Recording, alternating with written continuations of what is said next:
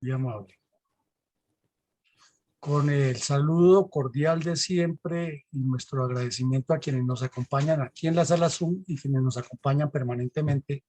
por las demás redes sociales, les damos la bienvenida a este nuevo análisis de orden geopolítico y estratégico que haremos en el día de hoy, como siempre, sin puntualizar ni pontificar, porque en esto, como en todas las actividades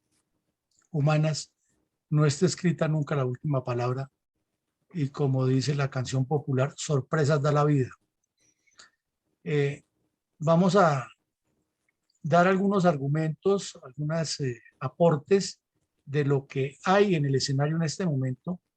haciéndole un análisis muy puntual sobre hechos, no sobre suposiciones, y para luego invitar a que la participación de los asistentes se enfoque precisamente en el tratar de dar la respuesta a esta duda metódica que surge, si surtirá algún efecto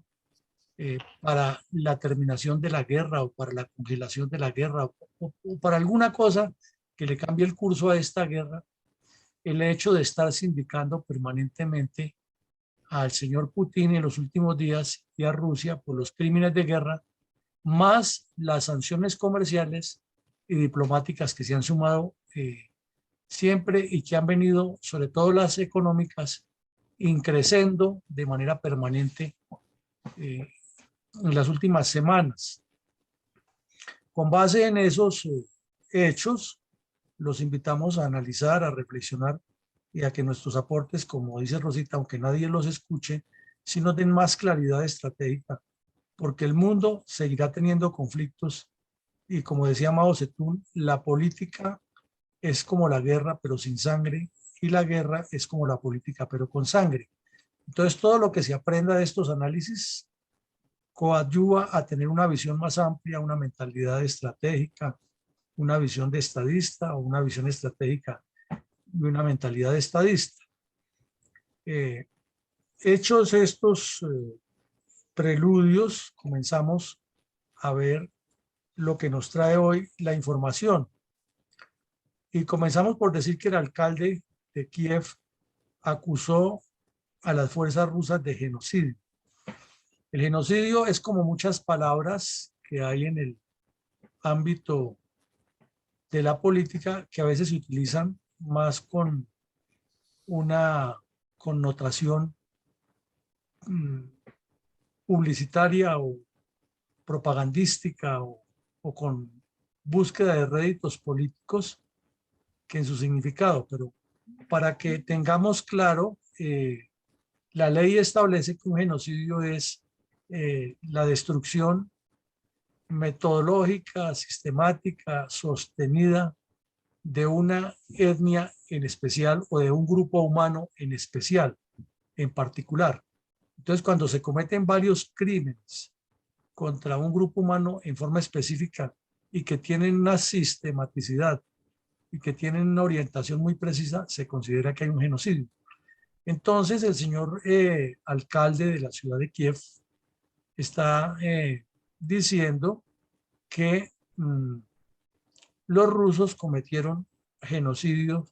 contra el pueblo ucraniano por los crímenes que tanto han alborotado la atención mundial con las fotos y los videos que han rodado por todo el planeta mostrando a personas que fueron ultimadas a tiros con las manos atadas detrás de la espalda en posición de indefensión y lo más complejo que eran civiles no combatientes, lo cual ya es considerado de hecho un crimen de guerra. Entonces son dos cosas diferentes, el crimen de guerra y el genocidio, pero cuando se hace en forma sistemática un crimen de guerra, pues quiere decir que está cometiendo un genocidio o estaría cometiendo un genocidio. El señor alcalde lo ha dicho y es como uno de los preámbulos que nos sirve hoy para mirar otros aspectos y analizar. Aquí vemos la tragedia de la guerra que no deja de impresionar y de impactar a todo el mundo con estas personas que están en una situación de indefensión total. Esta dama ya de avanzada edad aquí llorando por el asesinato de su esposo a manos de las fuerzas rusas.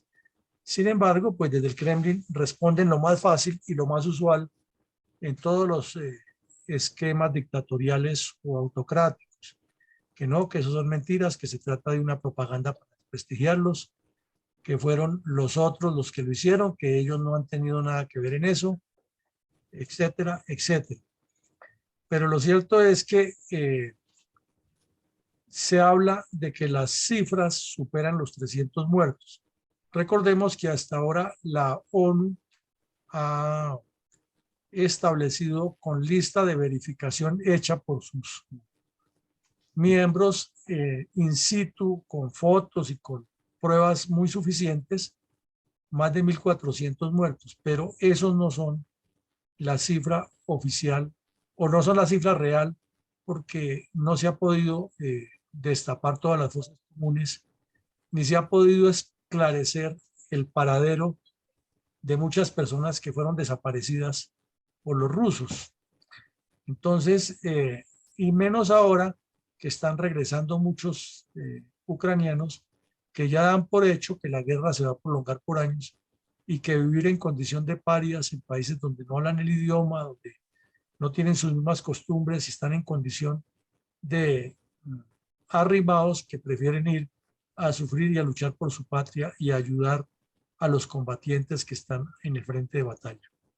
Todo un drama completo que no termina de encontrar explicación, pero es lo que nos está dando esta guerra en el momento. Hoy, en las horas de la mañana y la tarde, se reunió el Consejo de Seguridad para tratar el tema de Ucrania, pero fue lo que se puede llamar una reunión de trámite de la cual no hay comunicado oficial todavía, o por lo menos en el momento en que terminamos de preparar este conversatorio no había habido un comunicado oficial, pero desde luego, desde antes de que comenzara la reunión del Consejo de Seguridad, se esperaría que no iba a pasar nada, sino que era una reunión más de trámite para dejar la constancia de que se hizo y que la ONU está cumpliendo con sus funciones. Y la explicación pues le estaba dando la ingeniera Rosita en la parte inicial antes de conectarnos a las redes, es que como hay 15 miembros del Consejo de Seguridad de la ONU, de los cuales todos tienen voto para decir que sí o que no, pero al final lo que decida el Consejo de la ONU, el Consejo de Seguridad tiene que ser ratificado por los 5 miembros en unanimidad. Con un solo de los 5 miembros que diga que no está de acuerdo con lo que se dice, de nada sirvió todo el trabajo, el debate y los votos de los 15 en total, porque de esos 15, 10, o sea, los 5 que no tienen poder de veto, son transitorios y tienen un periodo de sesión allí, como ocurre también con los de derechos humanos y con otros organismos que tiene la ONU. Entonces, se trató hoy precisamente las atrocidades y lo que se buscaba era que, en teoría, que técnicamente el Consejo de Seguridad de la ONU condenara a Rusia por los crímenes de guerra y por las atrocidades, pero desde luego con un solo voto, que es el de Rusia, que dice que no, y China, que está sacando la brasa con mano ajena y está sirviéndole de cómplice, menos todavía ya con 2, si con uno solo es suficiente, ya con 2 quiere decir que hay montonera contra la decisión o contra lo que se plantee en el esquema del Consejo de Seguridad. Entonces, reitero, no ha habido todavía una manifestación formal u oficial del Consejo de Seguridad de la ONU, pero se sobreentiende que así los 14 de los 15 dijeran que se cometieron las atrocidades, con que solo Rusia diga que no, ya no hay nada. Y desde luego el canciller ruso y el embajador ruso se anticiparon a los hechos a decir que ellos no tenían nada que ver, que eso era propaganda, que eran cosas desfiguradas. Inclusive en el día de hoy comenzaron a circular unos videos elaborados en Rusia diciendo, con uniformes de soldados ucranianos, supuestamente maltratando a civiles, diciendo que esa es la forma como tratan en Rusia, en Ucrania, a los rusos. Entonces ya lo convierten en propaganda y tratan de igualar una cosa con la otra. Y si se trata de desinformación, de guerra de nervios, de guerra psicológica, pues Rusia tiene personal entrenado, muy bien entrenado, y tiene una capacidad muy grande y unos equipos de guerra psicológica, de subversión, de espionaje y de sabotaje muy bien estructurados dentro y fuera del país. Y para nadie es un secreto que todas, absolutamente todas las embajadas rusas que hay en el mundo, sea en Centroamérica, en Norteamérica, en África, en Asia, donde haya una embajada rusa, no hay solamente un cuerpo diplomático. Hay una agencia de espionaje que tiene a sus funcionarios reconocidos o con credenciales en el país que les da la llegada y tiene todo un brazo dedicado al espionaje, al sabotaje, a asociarse con grupos delictivos que estén haciéndole presión al gobierno que no sea amigo de Rusia o con grupos que coadyuvan a sostener al régimen que sea amigo de Rusia. Eso no es un secreto, ni hay por qué ocultarlo. Un diplomático no lo puede decir, pero en la academia se puede decir con absoluta claridad, porque es la enseñanza que tiene el señor Putin de su catecismo soviético y es la forma como la Rusia roja lo hizo durante 70 años y lo ha seguido haciendo la Rusia, ahora que es como rosadita, porque no es blanca, la Rusia del señor Putin durante todos estos años que llevan ya como país supuestamente capitalista y supuestamente libre. Ese es el esquema y así trabajan y lo mismo así trabaja la embajada china y es el esquema de los autócratas con poder internacional. Entonces, dice aquí que se está presentando un fenómeno muy curioso, lo referíamos brevemente ahora al inicio del conversatorio, y estas fotos son impresionantes. Esta es la estación de trenes y de autobuses de la ciudad del Lviv. Como ven, es un país que tenía una infraestructura muy desarrollada, tiene metro en casi todas las grandes ciudades, metro subterráneo, fuera de eso, y seguramente por las experiencias de las guerras en Europa, casi todos los edificios tienen sus sótanos donde las personas se protegen cuando hay bombardeos. Pero en el caso especial del Lviv, que es una ciudad muy especial, valga la redundancia, lo hemos tocado varias veces, está muy cerca de la frontera con Polonia y es una ciudad con un desarrollo importante y últimamente se convirtió en uno de los blancos de bombardeos periódicos por parte de la aviación rusa, o por lo menos el sitio que la sobrevuelan para causar el pánico y el terror. Y entonces es común que a cualquier hora del día o de la noche suenen las sirenas de la alarma de la presencia de aviones rusos. A veces bombardean, a veces no. Dejan 2, 3 días sin bombardear, de pronto aparecen y vuelven y bombardean. Y allí en esa ciudad estaba funcionando el cuartel de fuerzas extranjeras que apoyaban o apoyan a las fuerzas ucranianas en la lucha contra los rusos.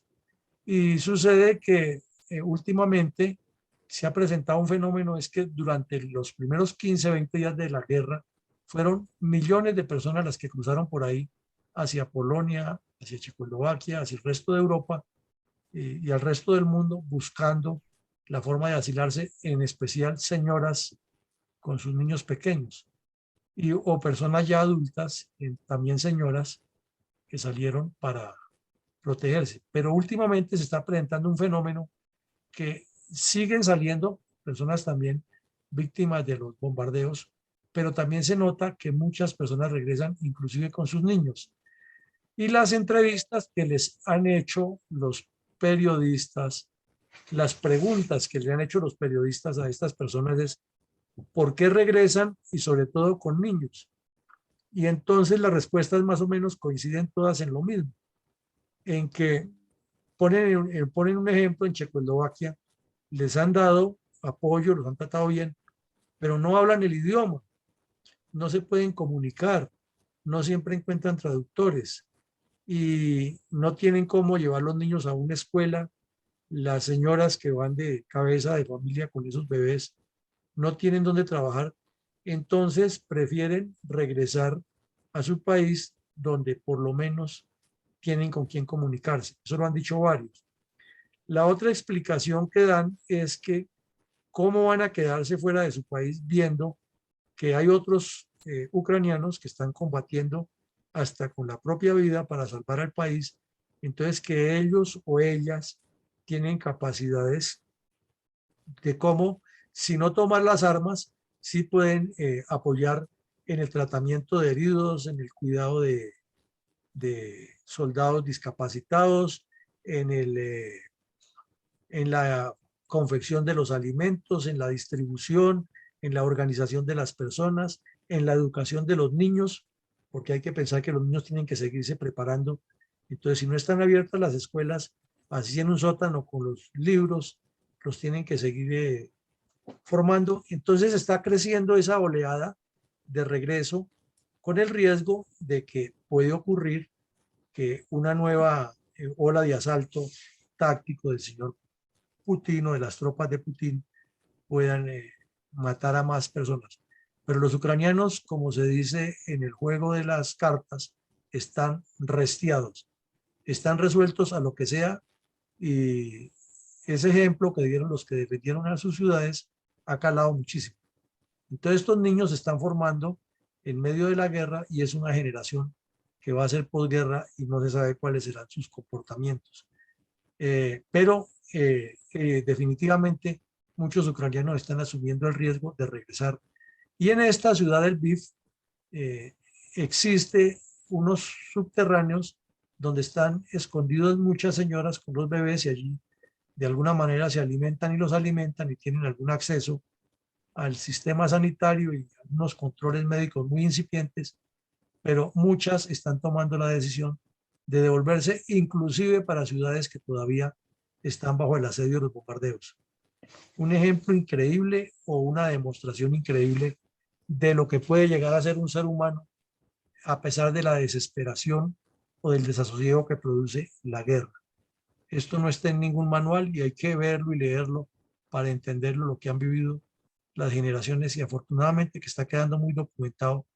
para que nuevas generaciones se den cuenta de lo letal que son estos comportamientos del ser humano. También hoy fue tema nuevamente de los medios de comunicación y de los centros de análisis político del mundo, ¿por qué es que Alemania no puede cortar de tajo la compra o el suministro de gas y de petróleo que le da Rusia? Y es porque es muy alto el porcentaje de esos dos medios de energía, de esos dos sistemas de energía que reciben desde Rusia, y no hay a la vista una solución práctica de que se les pueda garantizar por el tema de los tanqueros o de los mismos ductos que podrían transportarlo desde Qatar hasta allá. Eso sería una obra, una mega obra de ingeniería y demasiado costosa que todavía no hay la forma de hacerlo. Y aunque hay varios tanqueros en el mundo que cumplen esa función, no son suficientes, ni tampoco la infraestructura portuaria para recibirlos es suficiente en Europa, ni mucho menos existen los depósitos suficientes para eh, almacenar una suficiente cantidad de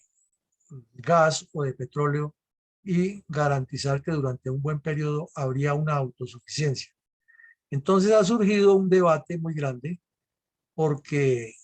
Alemania ya, y la Unión Europea en general, pero Alemania y Francia fueron los dos primeros que dieron el ejemplo,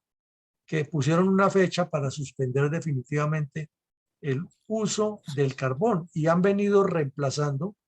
la infraestructura de desarrollo económico de su país con otro tipo de energías menos lesivas para el medio ambiente y más amigables. Y una de esas, pues, es el gas natural, que aunque no es que sea totalmente amigable, es mucho menos lesivo que el carbón. Pero todavía dependen de una buena cantidad de carbón ruso y aunque no es un principal renglón de explotación ruso,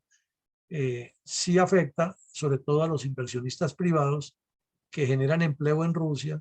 y que mueven la industria del carbón. Pero también pone a Alemania a dudar si ante una suspensión de gas tendría que volver a utilizar carbón en muchos de esos sectores para ahorrar gas en esos sectores que se utilizaría otra vez el carbón y, y poderlo tasar o porcentuar mejor en su uso escalonado. Eso no se ha decidido. Inclusive ayer se presentó algo curioso, que en Alemania hay 3 señoras que están encargadas por el actual canciller de las carteras que son esenciales, curiosamente, en esta guerra. No es que las nombró por la guerra, es que las había nombrado desde antes y quedaron las 3 señoras encargadas de los 3 sectores fundamentales. La una tiene que ver precisamente con minas y energía, la otra es la ministra de Defensa y la otra es la ministra del Interior, que es la encargada de toda la seguridad interna del país y del manejo específico de los refugiados, porque todos sabemos que con esta guerra o sin esta guerra, Alemania ha sido un epicentro grande de llegada de refugiados, particularmente de Turquía y del Medio Oriente, habida cuenta de las relaciones históricas que existen entre Alemania y Turquía desde la época de los imperios centrales. Entonces, la explicación es muy concreta, es que los 2/3 del gas que consume Alemania, y como es un país industrializado, consume mucho gas, dependen del suministro ruso, y el otro tercio lo tiene de otros países y otros sistemas, lo cual significa en este momento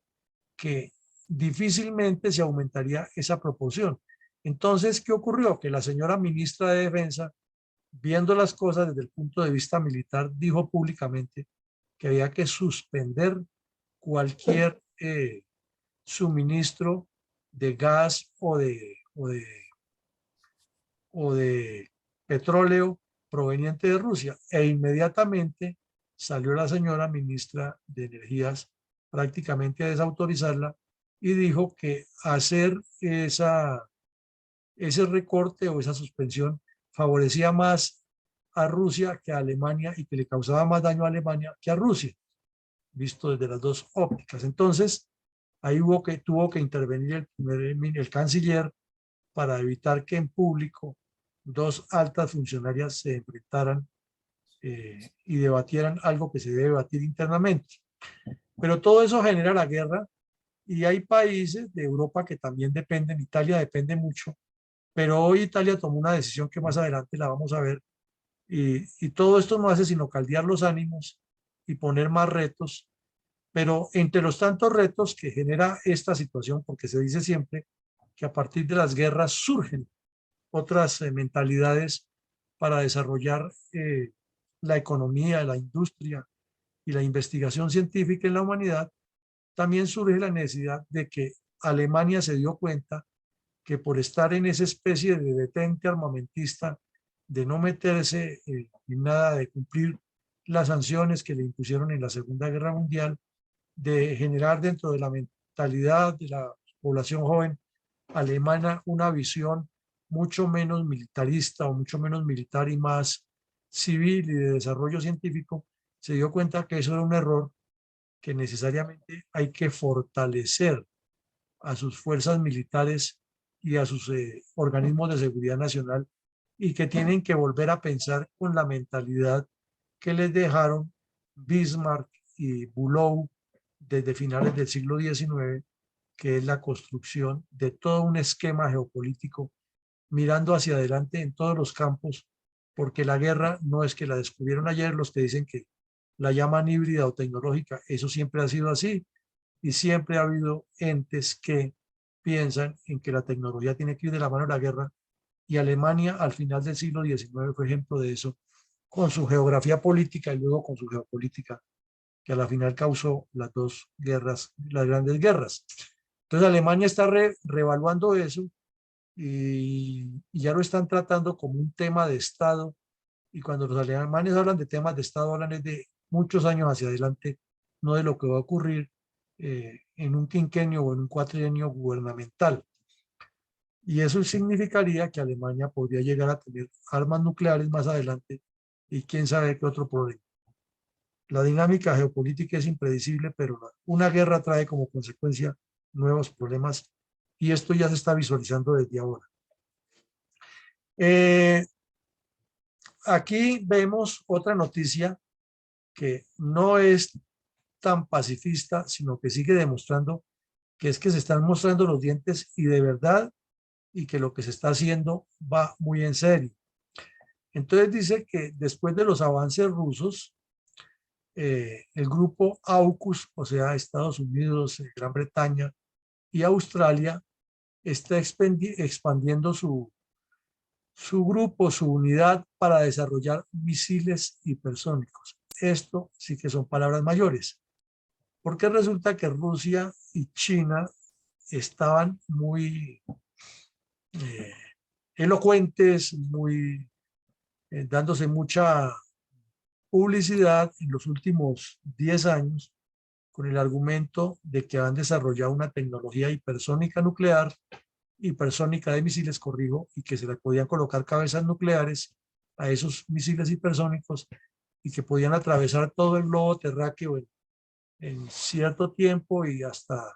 China se dio el lujo en agosto pasado, en el verano pasado, de anunciarle al mundo que había lanzado un misil que le ha dado la vuelta al mundo completica a la velocidad 5 veces, la velocidad del sonido, y que lo han destruido en el mar, o sea que tenían ya la capacidad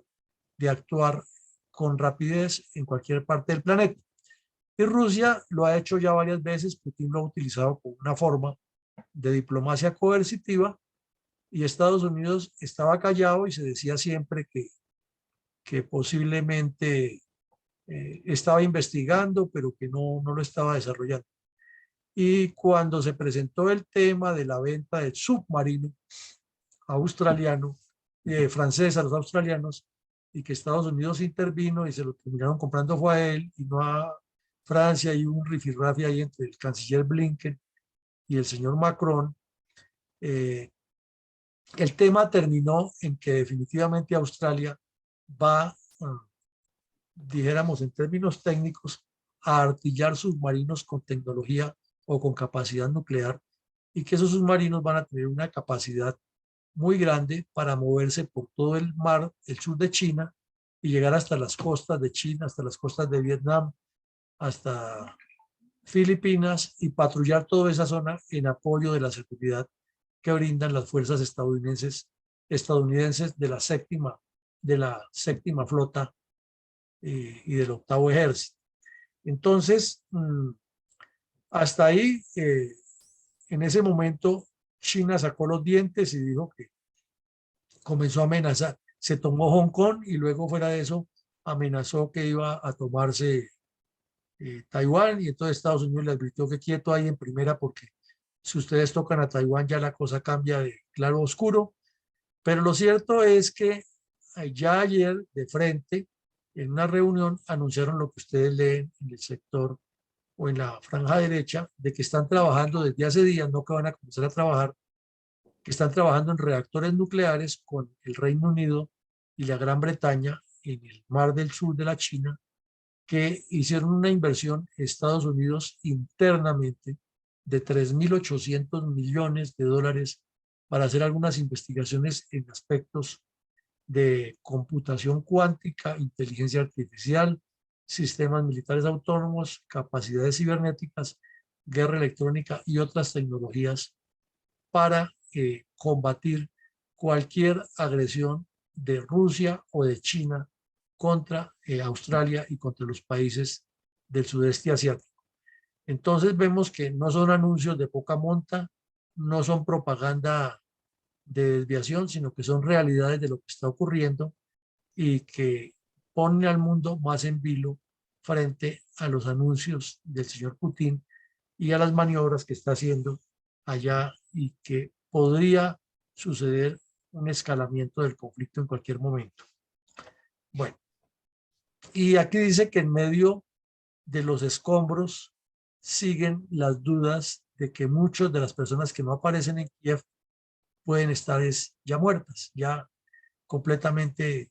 perdidos, porque pudieron ser sepultados por los escombros o quedaron encerrados dentro de los sótanos sin ninguna comunicación con el mundo exterior, y posiblemente murieron. Es un drama completo y estas imágenes tan aterradoras que parecerían ser de la Segunda Guerra Mundial están ocurriendo 77 años después de que terminó la Segunda Guerra Mundial en unas ciudades europeas ante la vista de todo el mundo, que no ha habido quien sea capaz de ponerle el cascabel al gato frente a las agresiones del señor Putin. Entonces la preocupación es de que ahora,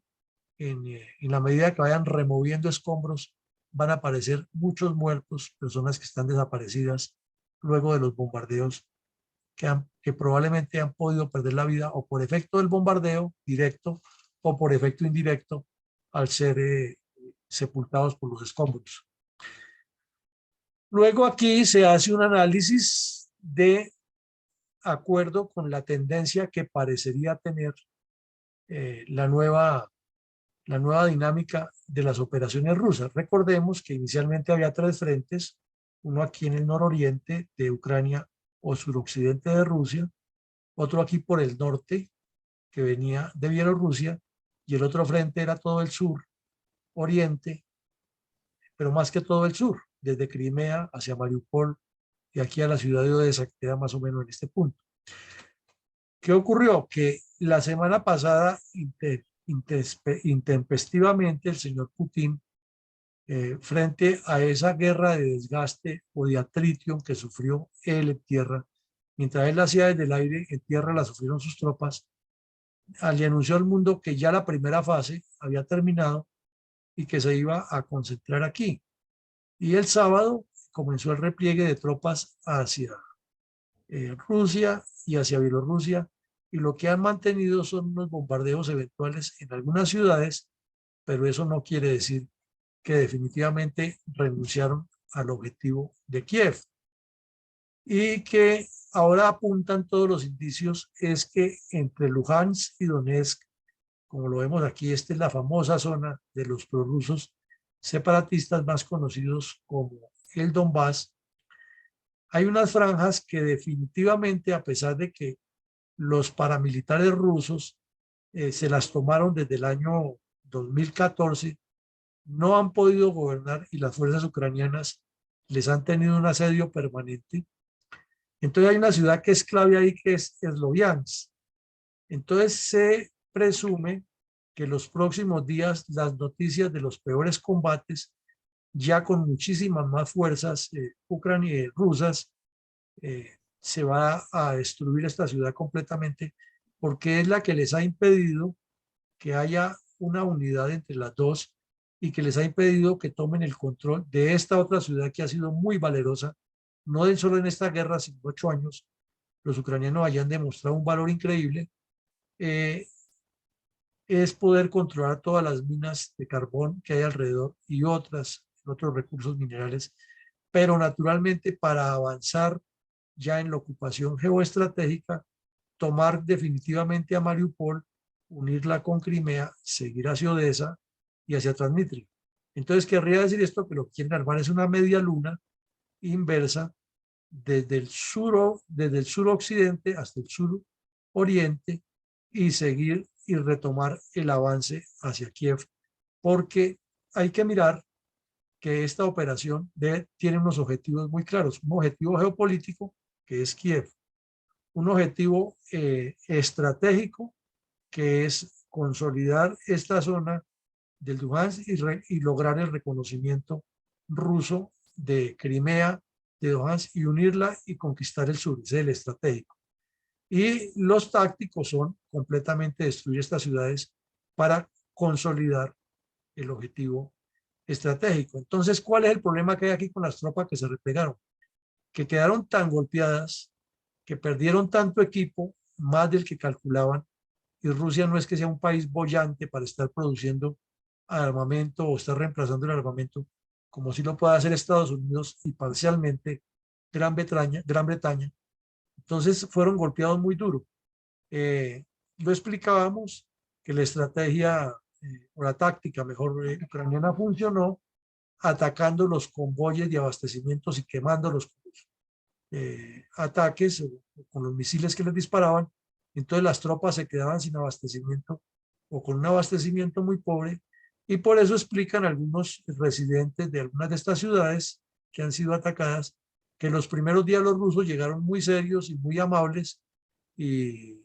después de que lograban conquistar las ciudades y no cometieron ningún desmán los primeros 2 o 3 días. Pero cuando comenzaron los ucranianos a caerles por sorpresa, a destruirles los camiones de abastecimientos, a impedirles el paso de la comida, entonces fue cuando comenzaron a saquear las ciudades, a matar gente, a buscar a quienes les hacían los ataques, porque los consideraban terroristas desde la óptica de ellos, y a maltratar a todo el mundo porque no les decía dónde estaban los terroristas. Entonces eso fue un cambio eh, debido a eso. Y esa afectación fue tan grande que muchas de las columnas completas de abastecimientos se quedaron sin medios logísticos. Se perdieron hospitales de campaña, se perdieron equipos de comunicaciones valiosísimos, se les perdieron las mismas funerarias que habían llevado para incinerar a sus muertos, se les perdieron montones de cocinas de campaña, perdieron depósitos móviles de abastecimientos. O sea, los golpes fueron muy duros y además de abastecimientos cargados. Cargamentos de municiones se perdieron porque o los explotaron o se los decomisaron los ucranianos. Entonces, esa es la causa por la cual estas tropas tuvieron que replegarse, además que tuvieron muchas bajas, más de las que calculaban. Pero somos insistentes una vez más, eso no significa que el ejército ruso ya esté derrotado ni que Ucrania ganó la guerra, sino ha sido una dinámica que se ha presentado y suele suceder en las guerras, pero si la logística le funciona bien, el reaprovisionamiento a Rusia y la reestructuración del dispositivo, pues lo que podemos esperar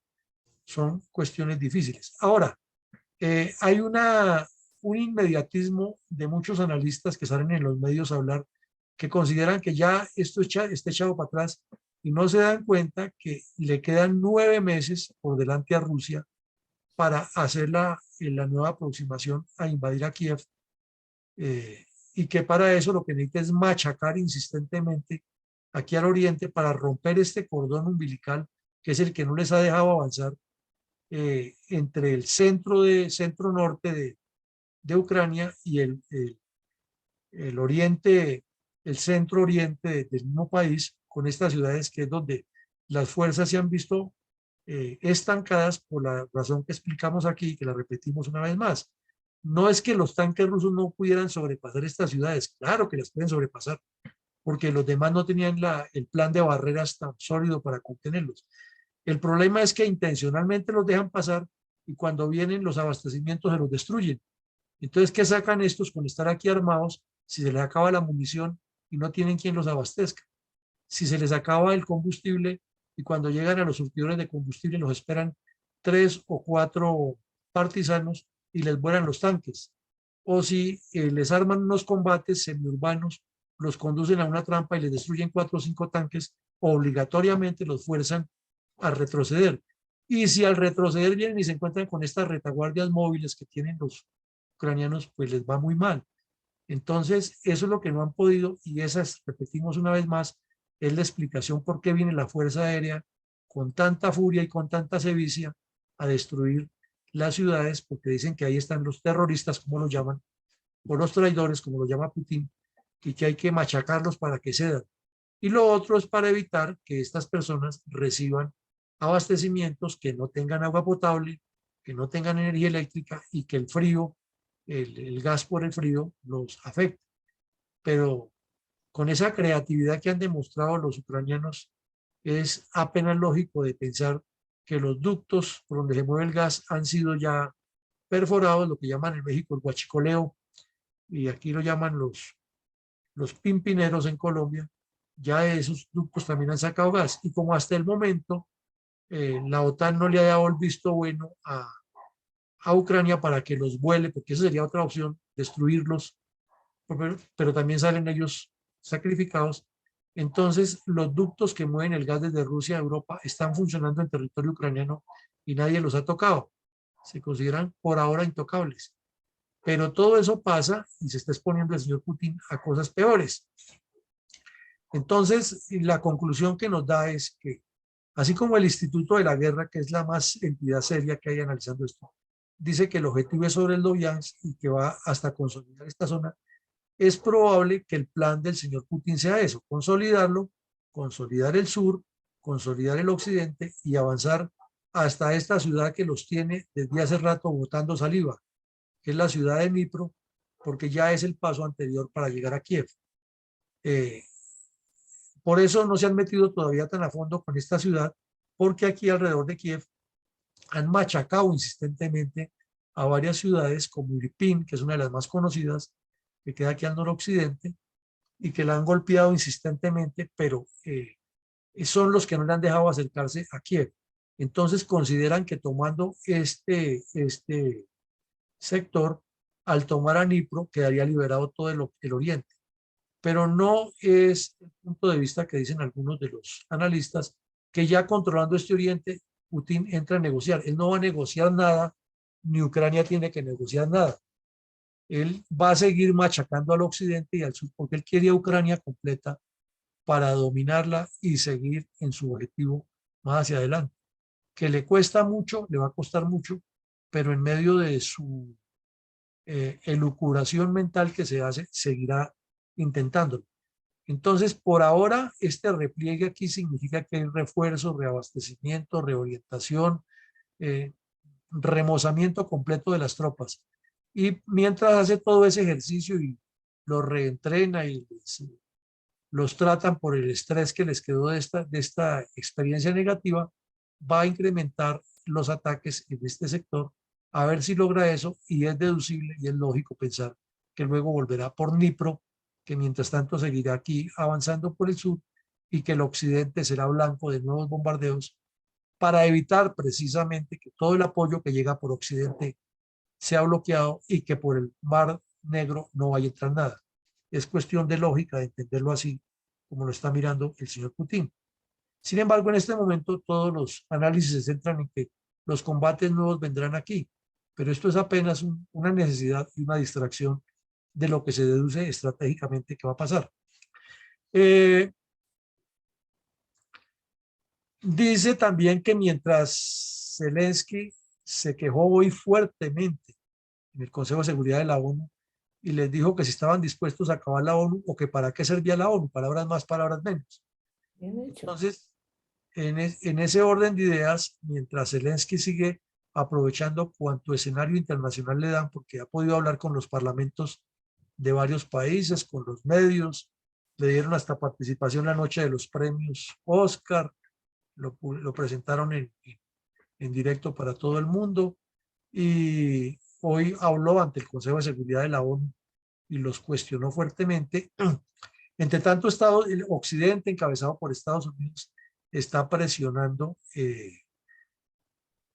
a Rusia con más medidas y más medidas que procuran irla asfixiando. Por ahora, no le han aplicado medidas sobre el gas y el petróleo, y eso es lo que lo ha tenido, en cierta forma, manejando la situación económica. Pero hasta cuándo dure eso, no se sabe. Aquí vemos otra de las tomas que se hicieron hoy en el Consejo de Seguridad de la ONU. Ustedes ven, ahí está sentado el representante de India, el representante de Irlanda, o la representante de Irlanda, mejor, escuchando el discurso en el cual los estaba cantaleteando y diciéndoles hasta misa por qué el Consejo de Seguridad de la ONU permite eso. Pero él sabía, y lo sabía el mundo, que él puede decir todo lo que quiera, pero en el momento de tomar decisiones, Rusia y China van a estar en contra de él. E India y Brasil, que también hacen parte de ese, se declaran impedidos y se declaran que mejor se abstienen de votar, y lo mismo pasó con Emiratos Árabes Unidos, que se pensaba que por ser tan cercano a Estados Unidos iba a dar su voto en contra de Rusia, pero por otro tipo de negocios y de conveniencias no tomó ninguna decisión. Entonces, se espera que este Consejo de la ONU simplemente pase como que Zelensky fue y les cantó la tabla, Estados Unidos insistió que hay que condenar a Rusia y que Rusia y China se salieron nuevamente con la suya. Aquí hay otra, es que el señor Putin lo que hizo fue liberar un poco de reservas que tenía para cumplir todos los pagos internacionales de deuda que tiene Rusia en diferentes campos. y el primer mes lo hizo sin problema. En el segundo mes, entonces ya Estados Unidos le bloqueó el acceso a los dólares definitivamente para pagar esas deudas y está aumentando los riesgos de que definitivamente Rusia diga que no tiene por qué pagar y le adeude a muchos países. Entonces ese riesgo puede generar de que el rublo se aprecie solo, porque el señor Putin va a decir, yo no es que no quiero pagar, es que no tengo dólares, recíbame rublos. Y entonces sería una jugada maestra para que el rublo pase a ser una moneda internacional y vendría otros problemas y otras connotaciones. Sin embargo, se sabe que la moneda fuerte es el dólar y que no tan fácil le van a recibir rublos, pero le está apostando a eso, le está apostando a eso y, y es un tira y afloje de una nueva connotación que trae la guerra para los estudios y para los análisis en torno a los conflictos que no ocurrían con tanta incidencia en guerras anteriores. Y aquí vemos que el, eh, el dirigente o el mayor directivo de la Cruz Roja de la Cruz Roja no, sino del grupo humanitario que lleva la ONU allá a la ciudad de Mariupol, dijo una frase aterradora. Dijo que Mariupol es el centro del infierno con lo que él vio. La destrucción es total y absoluta de una ciudad preciosa, portuaria, con un desarrollo amplio, con una vida económica y social muy importante, con amplia capacidad para el turismo y con mucho desarrollo en todos los campos de la tecnología, y una ciudad moderna, hermosa, y quedó completamente destruida. Y aún así la siguen bombardeando porque en las calles se encuentran los tanques rusos o los soldados rusos con los francotiradores o con los partisanos que los atacan, que les quitan los abastecimientos, que les destruyen los tanques, los vehículos o que les matan soldados. Entonces se habla de que hay comprobados en el solo mes de febrero 1.400 civiles muertos, entre ellos más de 100 niños. En esta ciudad fue donde ocurrió el peor de los crímenes, que fue el ataque a un teatro grande, hermoso, que tenía ciudad, teatro icónico, con un sótano muy grande donde se refugiaron muchas personas del sector en Ucrania para eludir los bombardeos, y tenía toda la simbología internacional para evitar que fuera bombardeado, comenzando con unos letreros grandísimos alrededor del teatro que decía niños en ruso, o sea que los pilotos rusos lo podían leer perfectamente desde el aire, y las imágenes satelitales también. Pues eso le valió 5 al señor Putin y ordenó que bombardearan ese sitio porque ahí era donde se escondían los terroristas, según él, los, los ucranianos a los que llama terroristas o traidores. Entonces se calcula que ahí en esos solo sitio murieron más de 300 personas porque aún no han terminado de sacar ni los escombros ni los muertos, que quedó hecho trizas ese teatro que además era un patrimonio de Ucrania, bellísimo. Y hoy también la Unión Europea anunció que se mueve para prohibir completamente las compras o los consumos de carbón ruso de una manera escalonada para llegar máximo al mes de diciembre de este año y suspender cualquier compra de carbón a Rusia. Sabemos que la Unión Europea tiene unos acuerdos internos en los que dice que van a ir reduciendo también gradualmente el consumo de carbón, cambiándolo por otras energías. Entonces esto no afecta tanto ni a Europa ni a la misma Rusia, porque no son renglones principales de ese comercio. Sin embargo,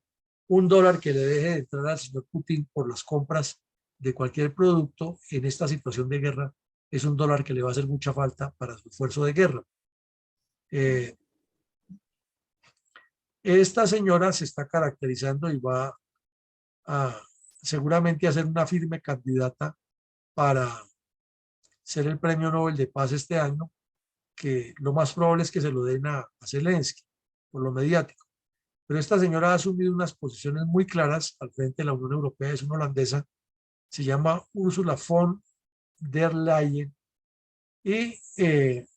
tomó una decisión que a todo el mundo sorprendió,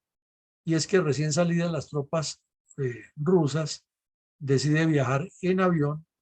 para aterrizar en Ucrania, en la capital, y visitar al señor Zelensky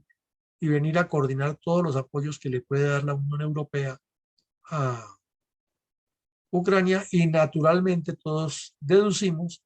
que un tema que se va a tratar con mucha asiduidad allí es el ingreso de Ucrania a la Unión Europea, no a la OTAN, sino a la Unión Europea. Y posiblemente esta señora podría salir con la noticia para el mundo de que se ha avanzado mucho o que ya Ucrania hace parte de la Unión Europea, lo cual sería otro llamado de atención fuerte y otro punto por el cual el señor Putin podría decir que de que pertenezca a la Unión Europea a que se una a la OTAN no hay sino un pequeño paso, entonces que con mayor razón le incrementará todo el tableteo de ametralladoras y la descarga de bombas a ese país, porque no podrá aceptar nunca que Ucrania, que además dice que es parte de Rusia, se vaya a unir a la OTAN, porque le estarían colocando armas atómicas y un poco de